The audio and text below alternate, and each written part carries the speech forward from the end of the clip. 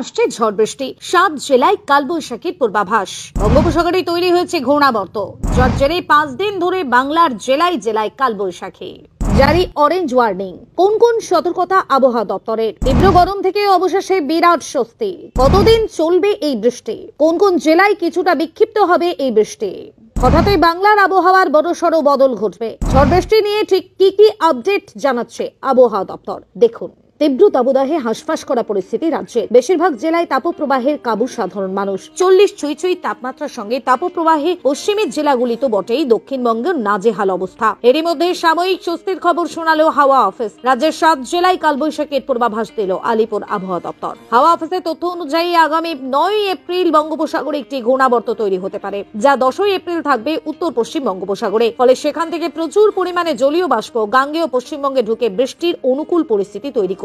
এতদিন বাতাসের জলীয় বাষ্পের অভাবে এবং শুষ্ক ও গরম বায়ুর প্রভাবে দক্ষিণবঙ্গে বৃষ্টির অনুকূল পরিবেশ তৈরি হচ্ছে না বলে জানিয়েছিল হাওয়া অফিস, কিন্তু ঘূর্ণাবর্তের জেরে সেই পরিস্থিতি তৈরি হয়েছে বলে জানিয়েছে আবহাওয়াবিদরা। আগামী 4 দিন রাজ্যের এই কয়েকটি জেলায় রয়েছে বৃষ্টির পূর্বাভাস। তবে কোন বারে কোন জেলায় বৃষ্টির পূর্বাভাস আবহাওয়া দপ্তরের রয়েছে দেখে নিন।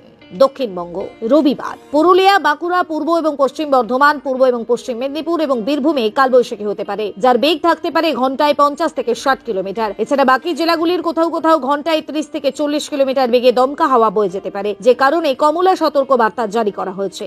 সোমবার বজ্রবিদ্যুৎ সহ ঘন্টায় 40 থেকে 50 কিলোমিটার বেগে ঝোড়ো হাওয়া বয়ে যেতে পারে পূর্ব এবং পশ্চিম মেদিনীপুর, উত্তর এবং দক্ষিণ 24 পরগনা, নদিয়া, হুগলি, হাওড়া, বাঁকুড়া এবং পুরুলিয়া জেলায়। এছাড়া বাকি জেলাগুলির কোথাও কোথাও বজ্রবিদ্যুৎ সহ বৃষ্টি এবং ঝোড়ো হাওয়া বয়ে যেতে পারে, যে কারণে হলুদ সতর্কতা জারি করা হয়েছে। উত্তরবঙ্গ রবিবার এবং সোমবার সবকটি জেলার কোথাও কোথাও বজ্রবিদ্যুৎ সহ বৃষ্টি এবং ঘন্টায় 30 থেকে 40 কিলোমিটার বেগে দমকা হাওয়া বয়ে যেতে পারে। মঙ্গলবার দার্জিলিং, জলপাইগুড়ি, কালিম্পং, আলিপুরদুয়ার, কোচবিহারের কোনো কোনো জায়গায় বজ্রবিদ্যুৎ সহ বৃষ্টি এবং ঘন্টায় 40 থেকে 50 কিলোমিটার বেগে ঝোড়ো হাওয়া বয়ে যেতে পারে। এছাড়া ওই দিন উত্তর এবং দক্ষিণ দিনাজপুর এবং মালদহ জেলায় হালকা বৃষ্টি, ঘন্টায় 30 থেকে 40 কিলোমিটার বেগে ঝোড়ো হাওয়া বয়ে যেতে পারে, যে কারণে হলুদ সতর্কতা জারি করা হয়েছে।